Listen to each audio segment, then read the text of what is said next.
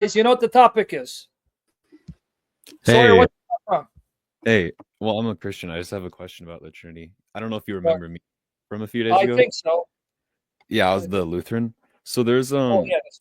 yeah, this thing that came into my mind is like when Jesus says I cannot do anything like on my John own. 5:19, huh?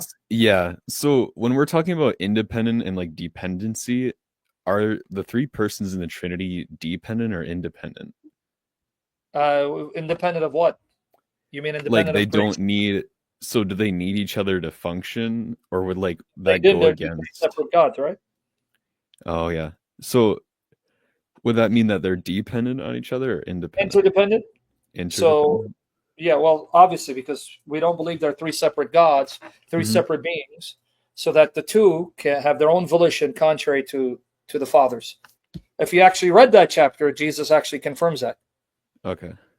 In John 5:19, if you read the entirety, he says, truly I say to you, the Son can do not do a single thing on his own initiative, but finish it. He can only do whatever he sees the Father doing. For whatever the Father does, the Son does in the same manner. So my question to you, does a creature say he can only do what he sees God doing? No. Can a creature say he does whatever God does in the same way that God does it? No. So that actually confirms the inseparable, right?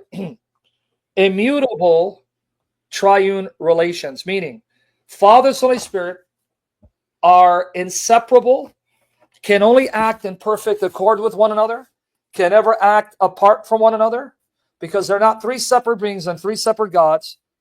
They are one God who possess the same nature and therefore can only act in perfect union.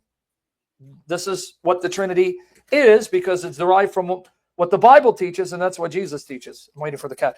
In fact, he also says that about the Holy Spirit in John 16:13. He goes, the Spirit will not speak on his own initiative. He'll only speak what he hears. So there you have the Holy Spirit also not going about doing his own thing, because the Spirit, the Son, and the Father are inseparable and cannot function apart from the others and cannot will something contrary to the others. Okay. Otherwise, there wouldn't be one God. So they don't have a separate mind? Is that I don't know how you define mind. Would like you say, conscience? well, what do you mean by mind? You mean for them to be distinct persons, they have to have three minds? I'm like, do they have different consciences, or would that mean that they're three separate Hey, gods Andrew, then? you want me to block you? Because I don't want to see you're shirtless, Andrew. I'm not gay. You don't turn me on. Go put on a shirt. I got to get you out of here. All right. Anyway, I got to ask what you mean. What do you mean separate consciousness? Do you mean they're distinct persons? Like the father has his own mind and the son has his own Okay, mind. that's why I asked you again. When you say mind, do you mean that mind is a characteristic of personhood? So if there are three persons, they have to have three distinct minds? Yeah. But That's, then is that a why would that be heresy? true of God? Why Would that would be God have to have three minds to be three distinct persons? that's what I'm asking. Like do Well, they that's what have I'm the answering, same brother. thing? I'm asking you the question, Sawyer. I'm asking the question and asking the question. You get the answer. Okay. Does God have to have three minds if he eternally exists as three distinct persons? No, No. Okay. no, because God is not a temporal finite being like you and I. It is true Okay. among creatures, you and I, creatures, temporal, finite, limited. I am one person, one being with one mind, but God is not finite, temporal, limited. He is an immaterial being, meaning he doesn't have a material body. He doesn't need space and place. And his being is unlike anything creation. It transcends ours. So God can eternally exist as three distinct persons, but because they have one nature and mind is a characteristic of nature, that means they will all possess one mind. So this one mind, imagine as having three modes that's instantiated in these three persons, Okay. right? I think I get it. Yeah, you're Yeah. not going to get it. The more you're going to think about it, it's going to come Yeah. get Like yeah, I always thought about that you're not going to be able to fully understand it yeah, you because won't. that's understanding God. Like that's not possible. Hmm? So that's for you, Christian Wagner. Stick it in your pipe and smoke it that you falsely accuse me.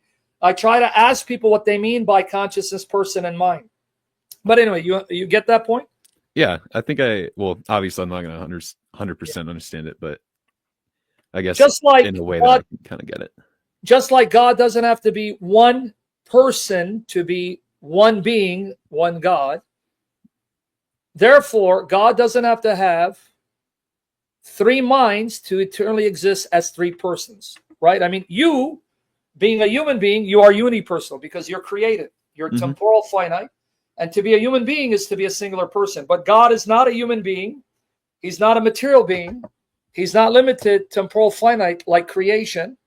And so he exists in a whole more complex manner that's transcendent and greater than anything in creation. That's all I'm trying to get at. Okay.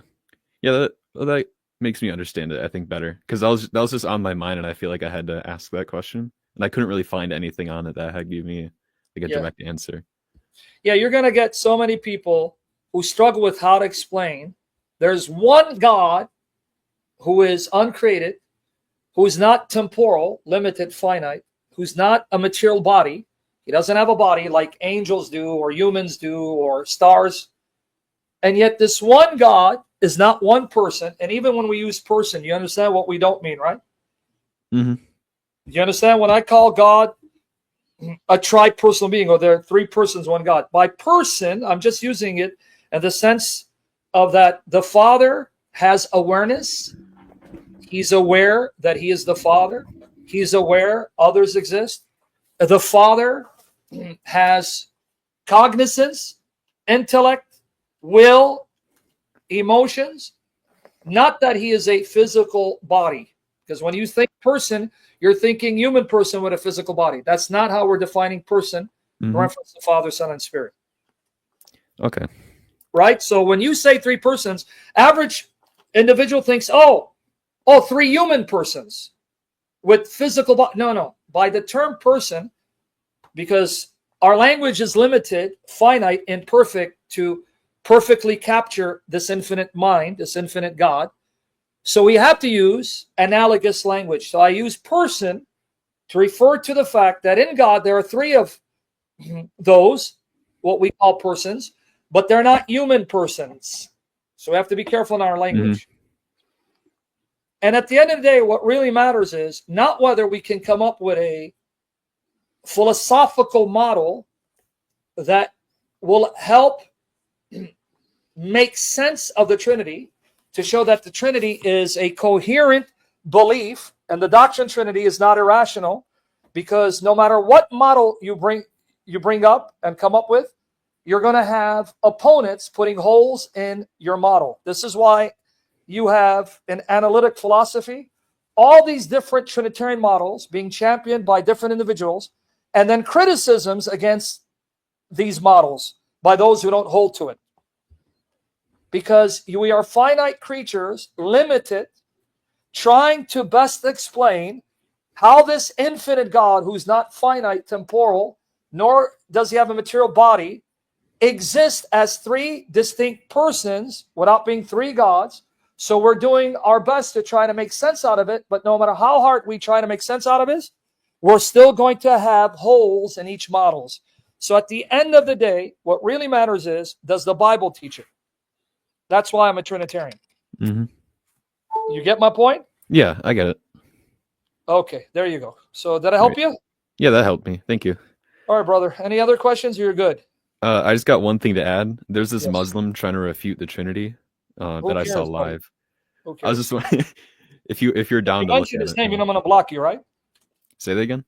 If you mention who he is, I'm going to block you, because that means you're being his prostitute, because you're going around and mentioning him, giving him publicity. So are you his prostitute? Does he pay you jizya? No, he doesn't. Are you ready to sleep with him? No, he doesn't. I won't say his name then. So then why are you giving him free publicity?